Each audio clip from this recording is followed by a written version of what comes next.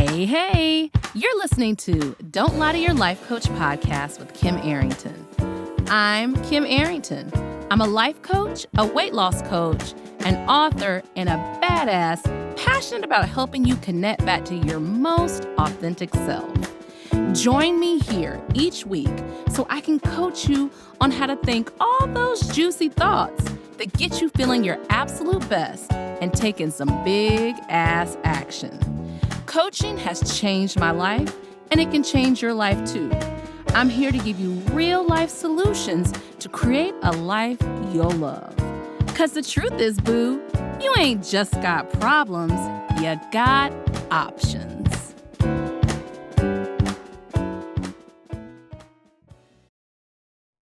Hey, y'all, I'm dropping in real quickly because I just wanted to do an episode where I compiled my best weight loss tips and tricks into one episode so you can enjoy them. So that's what I've done. I want you to enjoy this episode. Remember, what do I always universally say? You do not have to lose weight if you don't want to lose weight. But if you want to lose weight, you get to lose weight. So please enjoy this episode. And remember, if you want to lose weight with me, go to kimarrington.com/weight loss and we can get it popping. Okay. Losing weight has been a path to self-love for me. Doesn't mean it's a path to self-love for you, but if you want it, let's go after it. Okay. All right. Have a good one. Bye. So part one of how I lost 65 pounds. And I'm going to tell you this. It's very simple. I ate less. I moved more. I followed all my desires and became more authentic. I had to look in the camera when I said that, and became more authentic. And I played around with varying the times that I ate. I'm going to say it again. I ate less. I moved more. I became more authentic and more connected to my desires, more as Kim as I could be. Some people, that's scary for them. And I varied the times that I ate. Okay. All of that, I go over all of this in my program. I want to add in that I did a lot of work around how I thought and how I felt and believing what was possible for me. Okay. That's going to be huge. So I'm going to switch it a little bit, and I'm going to tell you how not to lose 65 pounds, okay? And the reason why I want to do it this way is because I think we hear our brains say, oh, I want to lose, a certain amount of weight, but we don't sometimes think about how we are doing behaviors and things that contribute to said weight and maintaining your weight. So if you do these things, you're going to maintain your weight. If you do the opposite of these things, then your weight begins to come off. So the first thing I want to just say before we even get started is I decided and I'm going to say this in both the part one and part two. I decided at every weight I was going to be at, I was going to look my best. I was going to feel my best. So I didn't do that thing where y'all try to get back into the clothes you can't wear. I didn't do that thing. I was going to go buy myself something cute, the cute shoes, the cute handbag, the cute jeans and top and dress. I decided I was going to look my best no matter what weight I was at. And that helped me to get to the next weight because it was like, it's going to be a given. I'm going to lose my weight. Okay. The other thing I did, and this is a big one, y'all, unless you have what I call a reckoning, my best friend and I refer to them as reckonings, like some medical diagnosis that is so huge. And even then, most people do not change with a medical diagnosis. I was pre-diabetic for years. I worked at losing weight, but I didn't get serious about it until I came up with this plan of how to do it. But let me just be real. For most people, I ain't gonna say all, because y'all will at me and I will at you right back. I'm a life coach, and still be petty. You thinking that medical reasons or health reasons are going to drive your weight loss, I don't think that's it, because there's so many evidence of people who their doctors or whoever have told them to lose weight. Now, I want to just point this out too. There are times where a doctor uses the BMI. I have some issues with that personally. I don't think it's accurate for all types of body. Or they tell you to lose weight and they give you a ridiculous number like my doctor did. And I told him to get lost. I was like, get a life. I almost said his name. But every time I go, I make him die laughing. I'm like, where are you at on this BMI, doctor? You know, and he laughs. I was like, it's not realistic, but we have a real conversation. Anyway, the point is, saying you're going to get healthy because it's for health's sake is what most people say after they lost their weight for other reasons, and they can add on that health sake. Okay. So I think you have to take some of the emphasis off of this is the thing I teach my clients. The health sake comes, you're excited because you don't have to take the high blood pressure medicine anymore, or the, cholesterol medicine goes down. But there are some other fundamental things that I think our brain likes more than health sake. I think societally, we're supposed to like health sake. Okay, more on that in another podcast. Here's why you're not losing weight. Okay. I don't want to fat shame you. I can't say I don't want to bring up shame, because shame comes up if it comes up. But I see how much some of y'all are eating on the Facebook and on the Instagram. The portion sizes are huge.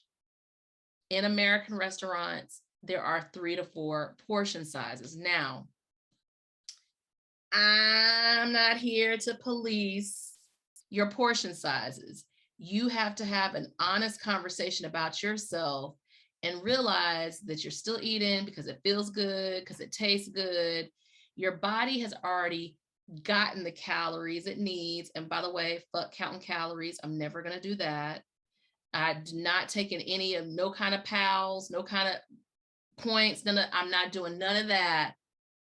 But I did have to retrain my body to eat the amount of food for the weight that I wanted to be. So that meant that I adjusted my portion sizes periodically. And I teach this, I call it half-life, but I adjusted my portion sizes periodically for the next weight that I wanted to be. And it sounds very scientific, but it's really emotional.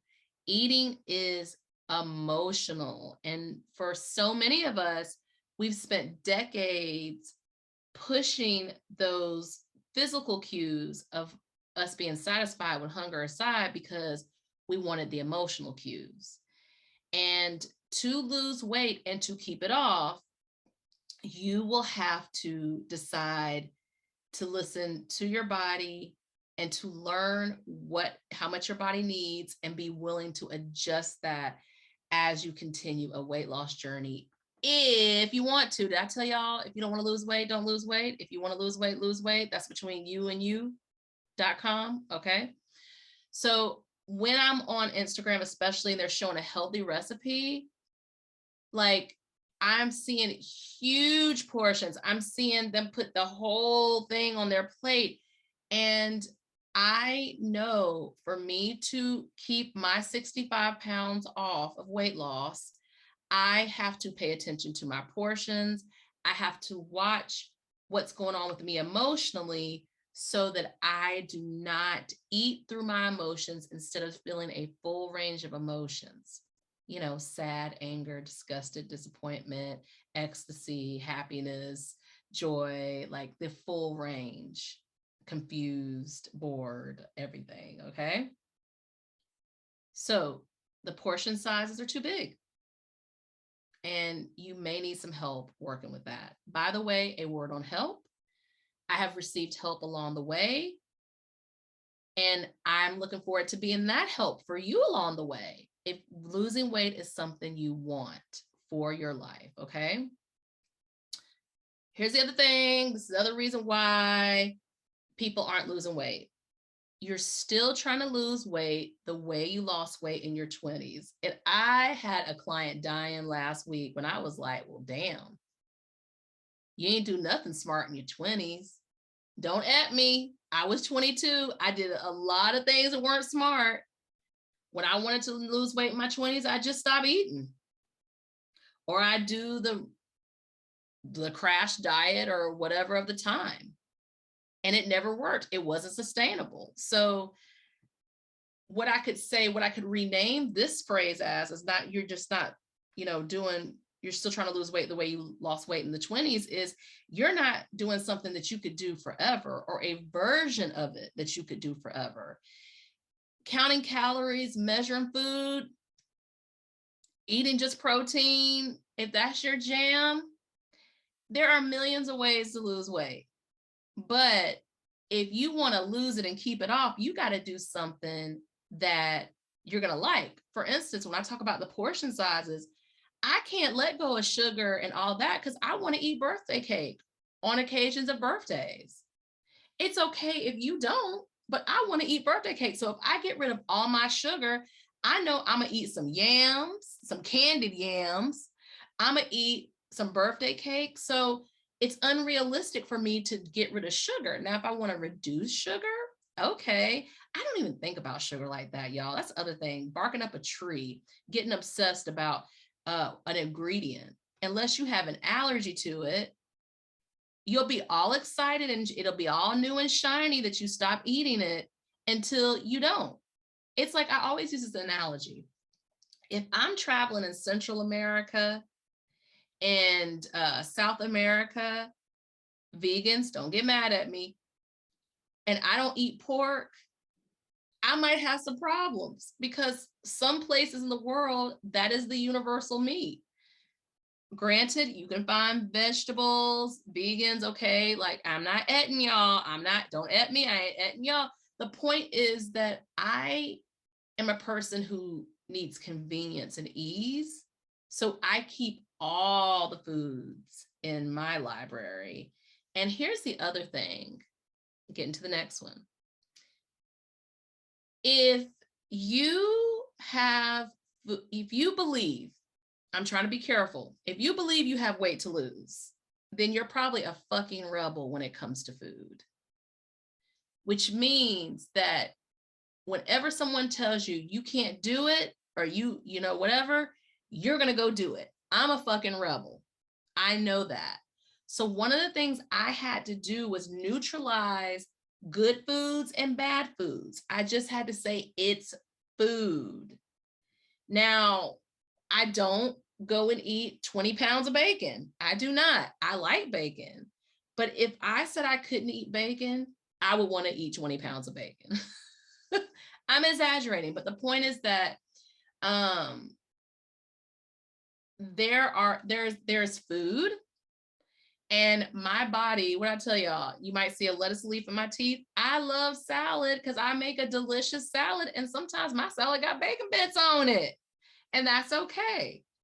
So if you're a rebel with food, and many of us are rebels about food because our mamas and grandmas and aunts have something to say about how our daddies or brothers have something to say about how we were eating, or our teacher, or whomever.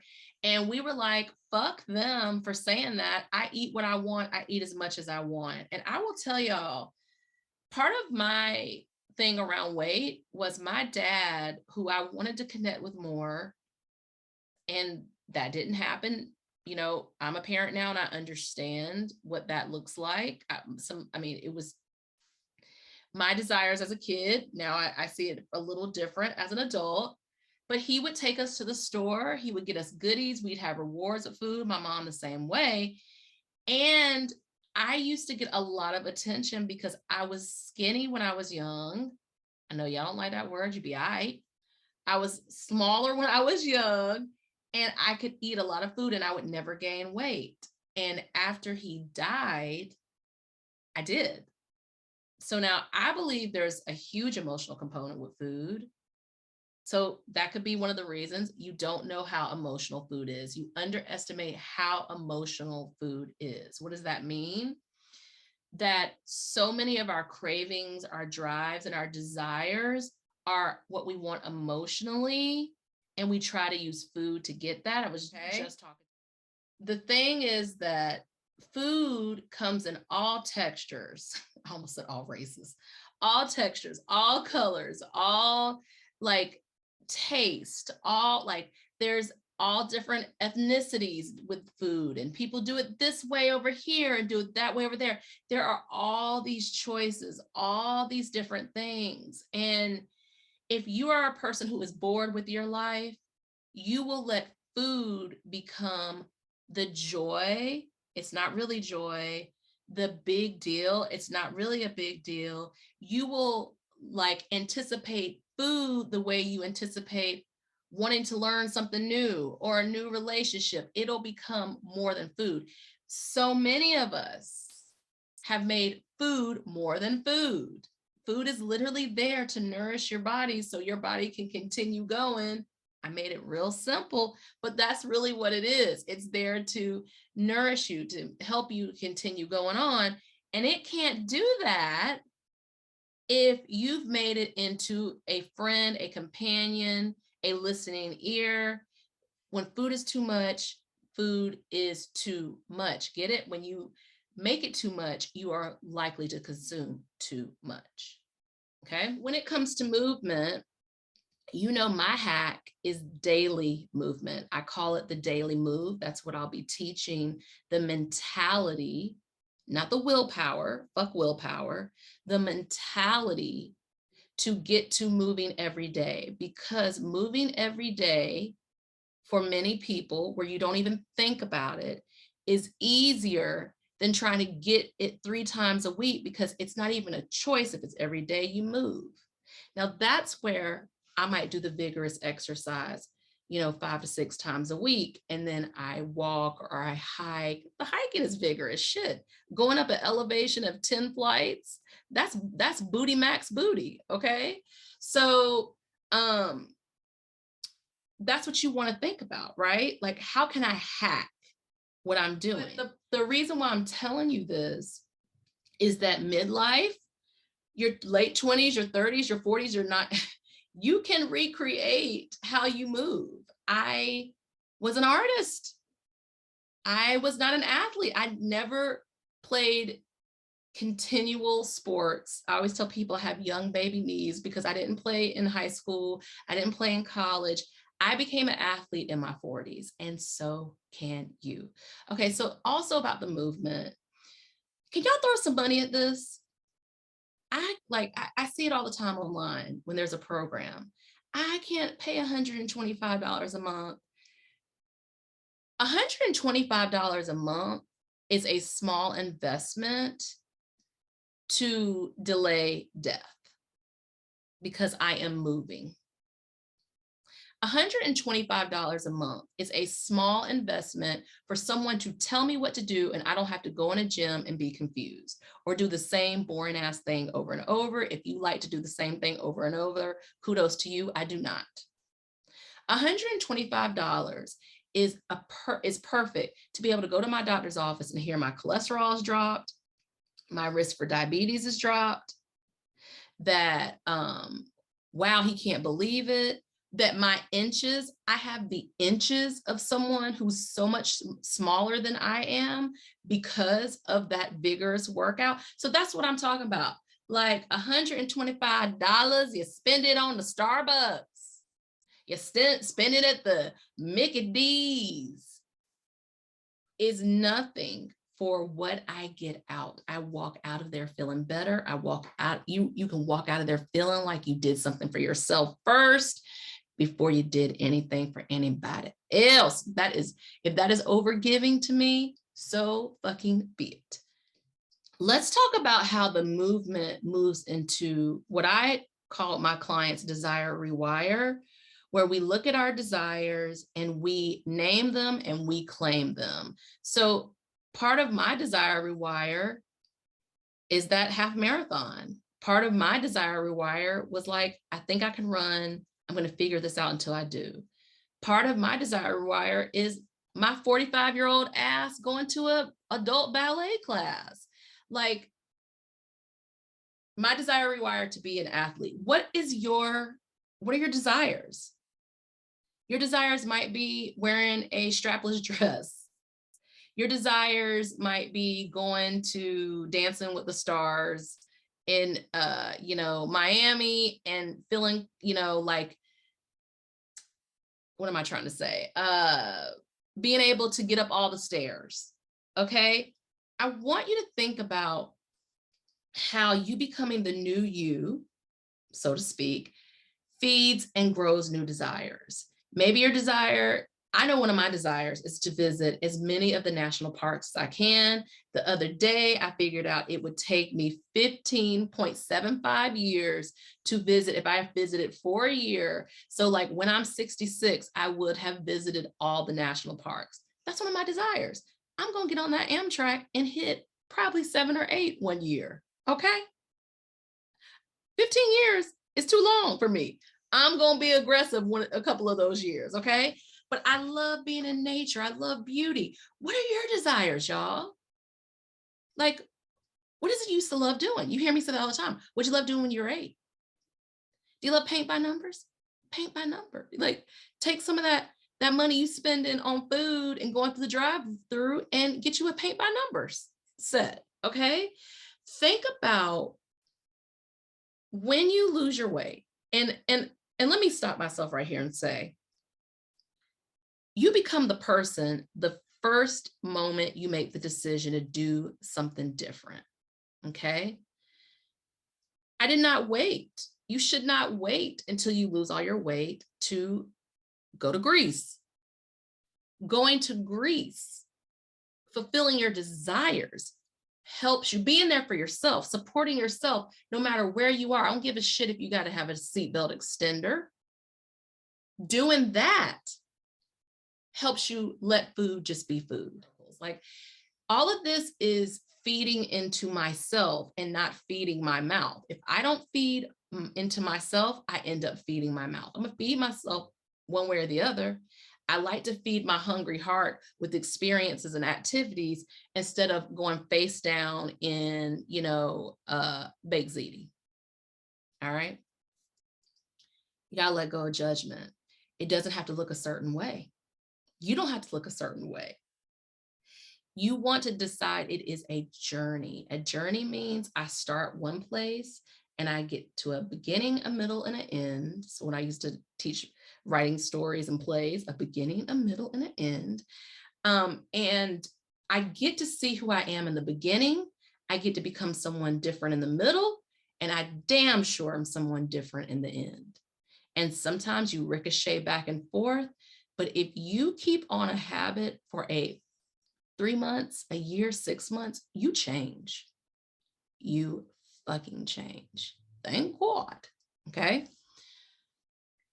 I vary my times of beginning my meals eating, beginning eating my meals to reduce inflammation in my body, to help regulate my insulin after decades of blowing past my, insulin regulation.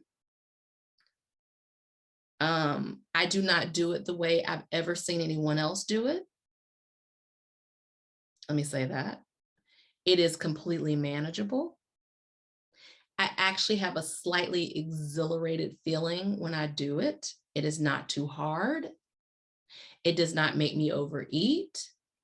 But there are times when I vary the times I eat, and my body is able to not just be, when you have that midnight snack, your body's starting back on its digestion.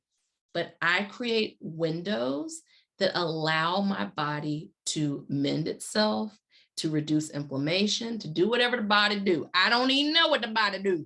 The body knows what it does. I allow it to plug into its own intelligence and to repair cells, do all the things it needs to. I do not do that every day. It can change from week to week. The way that I do it time-wise, I've never seen anyone else do it. The shit works. not paying for it. You're not paying for someone who knows what you don't know to teach you to know what you don't know. I pay for trainers. I've paid for trainers. I don't ever want to go into a place and have my own workout. I want someone to tell me what to do. I tell people what to do everywhere else in my life. Tell me what to do, please, trainer. Okay. I was a part of weight loss programs. And when those philosophies didn't get me where I wanted to go, I created my own. Okay. But I did receive a lot of help and a lot of assistance through a lot of the weight programs that I've done. A lot of, even some of the crashy things have given me some information about nutrition and stuff, but ultimately paying for it, putting some skin in the game, putting some money into it, I mean, it makes it mean more. If I gave y'all my program for free, I could do, you all would not have the same results. Putting some skin in the game, some money on it, that helps you to lose weight. Every single other thing that I talk about on the podcast, whether it's people pleasing, whether it's changing because you want to change, whether it's how other people view you, whether it's boundaries, all of that comes into play with weight loss too. Your emotional health comes into play with weight loss too. Because when you have boundaries that you enforce, even when it's uncomfortable, when you allow yourself the newness of change, when you would decide a relationship is not the only thing that offends you, that defines you in life, all the podcasts I talk about can assist you in having a better life, which assist you in not using food as food. Do you understand that? So like, all the other topics get you emotionally, their emotional salve. Is that a word? It is. They're emotionally grounding so that food can be food, your life can be your life, you can enjoy your life, you can deal with your life when it's not enjoyable, and you don't use food to do those things. So all my episodes help you with having a better life, and if weight loss is what you want, can help you with weight loss too. Okay, your desires, who you want to be, and if weight loss is one of those things you want for yourself, so be it. All right, y'all have a good one. Bye. Are you feeling what you just heard? Good, good. Repeat after me. You don't have to figure it out on your own again anymore. I'm here to help. Head over to KimArrington.com and download my free video series dedicated to getting you feeling your best right now. Look around, there's some good stuff waiting on you. Got questions? Well, we're always talking on the socials, so find me on YouTube, Insta, and the book. Don't be shy, y'all. Go listen to another episode or join me here the same time next week. Finally, don't keep good shit to yourself. Share this with a homie that could use some help too. Remember, we're not lying to ourselves anymore. We're not lying to our doctors. And you damn sure don't lie to your life.